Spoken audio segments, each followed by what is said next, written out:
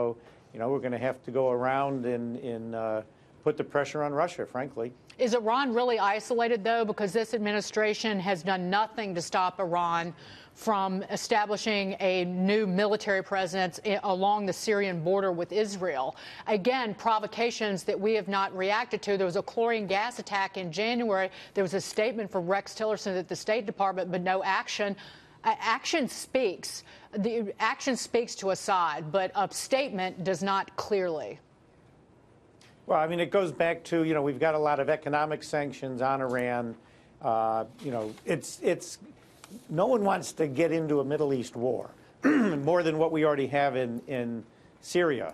And, we've at some point, diplomacy has to take the steps necessary. I think we can put a lot more pressure on Russia than we can more pressure on Iran. And I think when you really look at who's propping up Assad, it is more Russia than it is Iran. Brian, I just want to point out, if you listen, because I was driving a lot in the last several days, and if you listen to the other networks, again, their narrative on Russia and this administration not getting tough is just hollow, if not a bunch of lies. In terms of the sanctions that this administration has rolled out just in the last several weeks, it's could it be impactful, to the Congressman's point, in terms of putting Russia and Putin in its place? Well, this is what I want to talk about, Congressman, because you say you need more pressure on Russia. Dagan mentions the sanctions. What else do you do? Because that's always the issue we're tiptoeing around, especially when it comes to the military aspect of this thing. We've got the economic sanctions. Where do we go militarily? Is that the next step when you talk about more pressure on Putin? Well, there's no way any of us want to get into a war with Russia. The economic sanctions are the best weapon, if you want to put it that way, that we have. It's frustrating that Putin has the support that he appears to have in his own country, given the way that he, has conducted himself on the world stage, trying to reassert the powers back to the Soviet Union. And it's economic pressures that is the best thing that we will be able to do. I just think it's frustrating for all of us to have a world power such as Russia standing where they do with individuals like Assad, who should not be holding office as he does in Syria. We need to bring the world's pressure on it through the UN. We've heard Nikki Haley talk about that. Now, no one wants to see World War III here, and we just have to keep, as best we can, ramping up the pressure.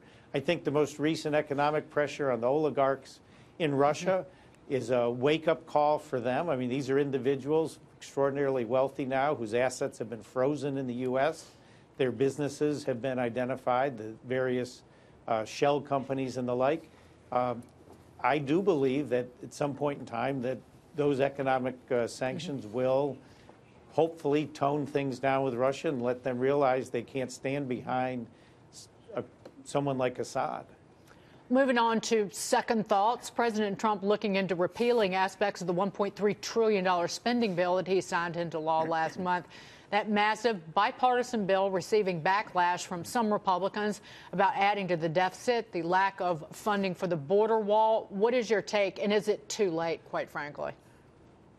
Well, actually, Dagan, I believe we are going to take some steps. We needed to get the omnibus passed. We needed to get the omnibus passed with Democrat votes.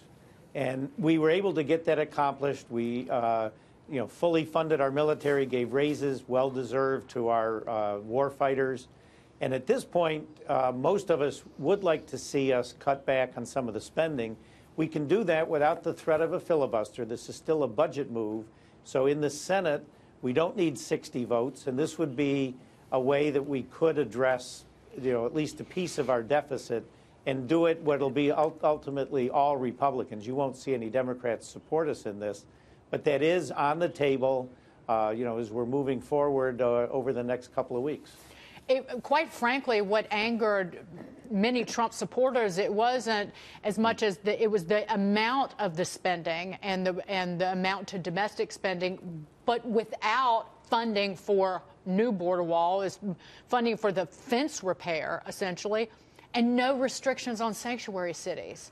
As a member of Congress, you've got the power of the purse. That's how you hit these cities where it hurts. You attach funding to them obeying the law in this country, and y'all didn't do it. Well, that's I couldn't agree with you more, Dagan. And when it came down to this, our biggest focus was getting the military properly funded. And I will say the Democrats in the Senate, Senator Schumer, extracted a high price to get the votes that we needed to get the government funded and to get the funding we needed for the military. He is a tough negotiator, and he wasn't, I don't think, bluffing when he was willing to shut the government down, something we didn't want to do. It goes back to we have such a one vote margin in the Senate when you need 60 votes. That's where sometimes a lot of folks don't realize the impact the filibuster has, which is why myself and others in the House have called for the elimination of this, this rule of the Senate. It's not in the Constitution. It's simply a rule. I think the time for this has come and gone, and we should eliminate it. Let a simple majority rule in the Senate as it does in the House, and we would not then have the situation with someone like Senator Schumer being able to dictate policy. Congressman, it was good to see you.